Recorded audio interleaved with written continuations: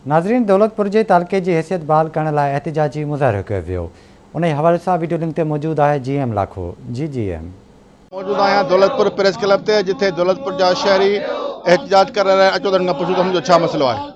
तालको दौलतपुर बहाल कियो। असांजे दौलतपुर शहर जो ही तालको तकरीबन 1999 धारे कायम थियो। 20 साल तालके जे लेवल के हिसाब से समूरन सरकारी कारवाहन कमन कारन में पंहिंजे वॾे इलाइक़े जे वॾे आबादीअ खे सहूलियतनि वारो तालको हुयो।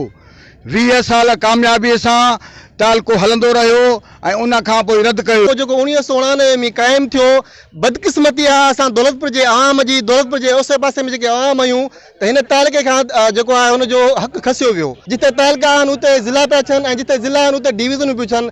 असां दौलतपुर के आवाम जी हिकिड़ी बदकिस्मती चइजे या असां खां इहा वैसा घाती चइजे जो असांखे दौलतपुर तालको जो मिली 1999 में हिनखे जो वापसि वरितो वियो। गवर्नमेंट जो नवा ज़िला पई ठाहे ऐं फैसिलिटेट पई करे उते जो ही जो एहतजाज आहे जो केतरनि ॾींहंनि खां जारी आहे। दौलतपुर जो शहरनि जो पुरमन शहरनि जो रेवेन्यू जा इलाही सारा जो मसाइला आहिनि उन जे लाइ जो असांखे इलाही सारो जो पंधु करे जो काज़ी अहमद वञणो थो पवे।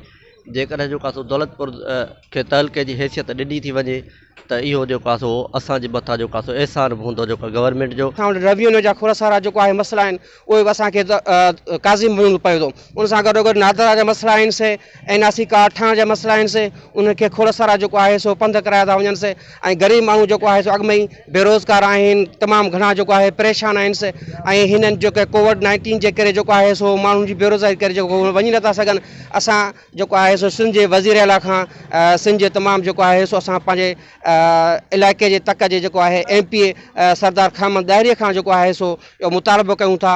गरीब माण्हू जो आवाम हिकिड़ो गुज़ारिश कनि था त असांजो जो है सो तालको वरी बहाल कयो वञे ऐं आवाम जो है सो मसला हल कया वञे। तव्हां हींअर दौलतपुर जे शहर जा वीचार ॿुधा। हुनजो चवणु आहे त 2008 में ख़त्म थियल दौलतपुर तालके खे बहाल करे दौलतपुर जे आवाम खे सहूलियतूं ॾिनियूं वञनि।